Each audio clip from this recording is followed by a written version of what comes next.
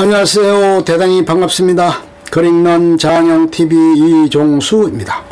이번 시간은 1081번째 시간으로 강태공2라는 글을 읽어드리겠습니다. 강태공2. 여인은 너무도 순간적으로 일어난 일이라서 정신이 잠깐 몽롱해졌다.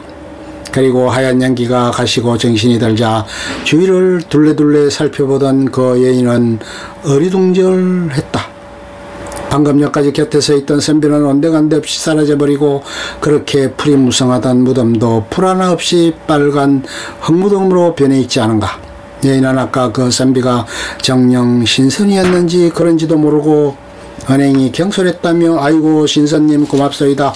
정말 죽을 죄를 지었으니 용서해 주십시오 라며 동서남북을 향해 엎드려 공손히 절하면서 기쁨을 감추지 못했다. 강태공은 자신이 꼭 필요하다고 생각할 때만 써오던 기문둔갑 음양과 오행을 응용한 도술이란 기상천외한 도술로 그런 조화를 부려 무덤의 풀을 없앴던 것이다. 여인은 깊은 산중에서 너무도 순간적으로 일어난 일이라 무섭기도 하고 뒷일을 생각하면 즐겁기도 한 엇갈림 속에서 정신을 가다듬은 여인은 우선 얼굴이나 씻고 집으로 가야겠다는 생각으로 그 무덤에 마지막으로 작별 인사를 올렸다. 여보 영감탱이, 당신이 말한 대로 당신의 무덤에 이렇게 붉은 대머리가 되었으니 나는 시집을 가야겠소. 아이고 아이고 슬프라. 이러한 인사를 마치고 불이 낮게 내려오는데 수백 척이나 되는 폭포가 있어 세수를 하려고 두 손을 모아 물을 떠올리려는 순간 깜짝 놀라 뒤로 넘어질 뻔했다. 그리고는 애거머니 저게 뭐야, 아까 그 선비님 아닌겨? 그랬다. 수백 층이나 된 폭포수 절벽에서 그 여인의 모습을 보고 있던 강태공의 모습이 물 그림자로 나타났던 것이다.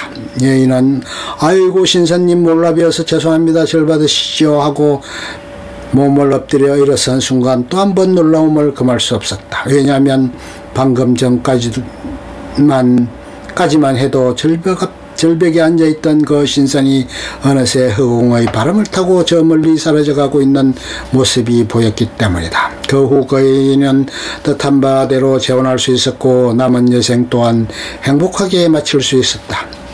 부인 수고하십니다. 강태공은 산중의 여인과 작별한 이후 잠깐 왕실에 들러 문왕과 국사를 논하고 해가 질 무렵 집으로 돌아왔다. 그리고 낮에 있었던 여인과의 이야기를 부인에게 들려주었더니 부인이 화를 벌컥 내면서 여자가 한번 결혼해서 남편이 죽으면 그것으로 그만이지 무슨 놈의 재혼을 하옵니까? 라며 그 여인을 일적하고 자신의 남편인 강태공에게도 그런 부정스러운 여인을 무엇하러 도와주었어요? 라고 하며 눈을 흘기며 언성을 높였다. 이같이 부인의 말에 강태공 역시 아무리 생각해봐도 부인이 하는 말이 당연했고 재론의 여지 또한 없었다. 강태공은 마음속으로 그렇게 말하는 부인이 믿음직스러워 여간 기쁜 게 아니었다. 하지만 인간의 마음은 그릇에 담긴 물과 같이 이리 기울고 저리 기울어 인심조석변이라 한 옛 말이고 보면 열려같이 말하는 자기 부인도 자신이 죽으면 낮의 그 여인과 다를 바 없겠지 하는 생각이 불현듯 일어났다. 그날 저녁 강태공은 잠자리에 들면서 아까 낮에 내가 도수를 부리느라 기가 너무 빼앗겨서 그런지 피로하오 하며 깊은 잠을 이루지 못하는데 부인은 여느 때처럼 곤히 잠을 자고 있었다. 이른 아침 눈을 뜬 강태공은 여느 때 같으면 도술로 마을 앞 산봉우리를 단숨에 왕래했을 때인데 그러지 못하고 겨우 일어나 등청하는 정도였다. 그러기를 12일 강태공은 급기야 자리에 눕고 말았다. 일국의 왕사자가 그것도 도술로 유명한 강태공이 몸져 누워 있으니 한나라의 걱정이 아닐 수 없었다. 그러던 어느 날 저녁 무렵 온 방을 누비고 다니며 입에서 선혈을 뿜어대면서 몸부림을 치는 모습은 보나니로 하여금 안타까운 심정을 불러일으켰다. 새벽까지 그렇게 눈뜨고는 차마 볼 수 없는 고통을 겪다가 강태공은 끝내 숨을 거두고 말았다. 온 세상 모든 사람이 다 아는 강태공이 죽자 조문객이 실수 없이 많아 줄을 이으니 장례를 유월장 즉 달을 넘겨 장례를 치르는 독특한 장례법으로 치르느라 임금의 엄명이 내려졌다. 이리하여 주나라 방방곡곡의 강태공의 부음을 받고 모인 많은 조문객이 인산인해를 이루었고 하루 이틀도 아닌 무려 한 달이 넘는 긴 장례 기간에 상주인 강태공 부인은 여러 조문객 중에 시자를 데리고 다니는 용모준수한 쾌남과 맞절을 하는 중에 이상스럽게도 자신의 몸과 마음이 그 쾌남에게 이끌려 들어가고 있음을 느꼈다. 참으로 희한한 일이었다. 지금까지 자기 남편인 강태공이 아닌 다른 남자에 대해서 옆눈질을 한번 해보지 않았던 자신이 그것도 하늘과 같은 남편의 상중에 마음을 거는 남자가 있다는 게 도저히 도덕적으로 용납이 되지 않는 것이었으나 마음은 오로지 그쪽으로만 끌려 비록 상중이었지만 그 남자의 시자를 통해 몇 번 만나게 되고 결국 동침까지 하게 되었다. 두 사람의 미랄 관계가 점점 깊어져 이젠 장례만 치르고 난 후엔 같이 살자고 언약까지 하였다. 그러는 동안 한 달이 넘어 마침내 장례일이 다가왔다.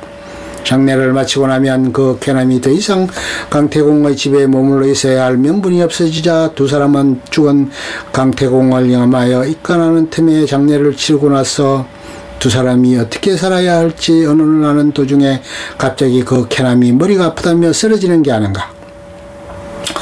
두 손발을 마치 사시나무 떨듯 달달달 떨면서 입에는 거품을 뿜어내는 폼이 금방 죽을 것 같던 참상이었다. 깜짝 놀란 강태공 부인은 시자에게 그 연유를 물어보니 우리 주인님은 간질이란 천하에 몹쓸 병이 있어 가끔 이렇답니다 라고 말해줬다. 그러자 강태공 부인은 시자에게 이럴 때면 무슨 약을 쓰느냐고 묻자 시자는 예 마님 이럴 때는 주로 사람의 두개골을 먹으면 쾌차하곤 했는데 요즘은 두개골이 다 떨어졌으니 큰 낭패입니다. 가만히 듣고만 있던 강태공 부인은 뭔가 결심한 듯 그러면 죽은 사람 두개골도 되느냐고 물었다.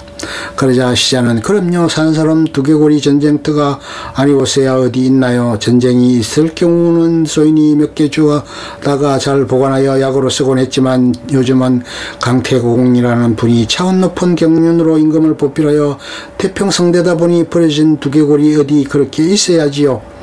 시자의 이 같은 이야기를 듣고만 있던 강태공 부인은 잠시만 기다리라 하며 밖으로 나갔다. 밖에서는 관을 막 들고 나와 마당에 놓고서 상여채비를 하는가 하면 다른 한편에서는 수많은 사람들이 관을 붙잡고 목을 놓아 통곡하고 있었다. 그런 와중에 완전히 이성을 잃은 강태공 부인은 시푸른 도끼를 한 손에 들고 관 옆으로 다가와 모든 사람들을 잠시 물러나게 하였다. 조문객들은 잠시 숨을 죽이고 상주인 강태공 부인의 행동을 멍하니 바라만 보았다. 한 손에 아무리 날카로운 도끼를 들었을 망정 이렇게 비통한 상중인데 뭔가 할 말이 있겠지 하고 바라보고 있을 뿐이었다. 강태공 부인은 자신이 서 있는 주위가 좁다며 약간씩만 더 곁에서 물러서라고 부탁하고서는 들고 있던 도끼자루를 두 손으로 멀찌감치 잡고서 머리 위로 올려 강태공의 시선이 들어있는 관을 향해 힘껏 내리쳤다. 그런데 이상스럽게도 관이 쪼개지는 게 아니고 탱하고 오히려 도끼가 튀어버리는 것이었다. 순간적으로나마 여러 조문객들이 으악 저게 웬 병고냐 하고 소리쳤다. 그러자 강태공 부인은 반사적으로 도끼를 다시 내리치려고 머리 위로 바짝 올리고는 힘껏 내리치려는 순간 바로 뒤에서 부인 수고하십니다 라고 어디서 많이 들어본 귀에 익은 목소리가 들려와 본능적으로 뒤를 돌아다 보았다. 그런데 아니 이런 기급할 일이 일어났다. 한 달 전에 죽어서 까지 마친 강태공이 눈앞에 턱 버티고 서 있는 것이었다. 죽은 줄만 알았던 강태공이 그 같은 모습으로 나타나자 조문객들이 술렁댈 것은 두말할 것도 없고 강태공 부인은 홍당무처럼 고개를 숙이고 땅바닥에 엎드리고 있을 뿐이었다. 조문객 중에는 전혀 죽여야 한다고 외쳐대는가 하면 포악한 욕설들이 마구 쏟아졌다. 강태공 부인은 이렇게 한 달 남짓한 기간 동안 그것도 엄연한 남편 상중의 외간 남자와 정을 통한 용서받지 못할 전하의 부도덕한 폐륜녀로 낙인이 지켜버렸다. 강태공은 껄껄 웃음을 지으면서 엎드려 있는 부인의 턱을 한 손으로 받쳐들고는 수고하셨소 하고 먼저 말을 건넸다. 그러자 부인은 죽을 죄를 지었습니다. 한 번만 용서해 주십시오 하며 애걸복걸 통사정하였지만 이내 모든 것은 모든 것이 끝나버린 강태공은 다시 끌끌 웃으며 그렇다면 부인 내가 시키는 대로 하시오.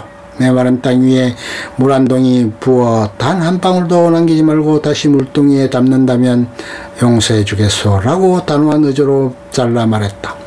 그러나 그 말은 목을 매 죽으라는 음포보다 더 어려운 명령으로 한번 내뱉은 말에 책임지지 못함을 나무라는 뜻이었다. 부인은 그 길로 뛰어나가 물에 빠져 자결을 하고 말았다.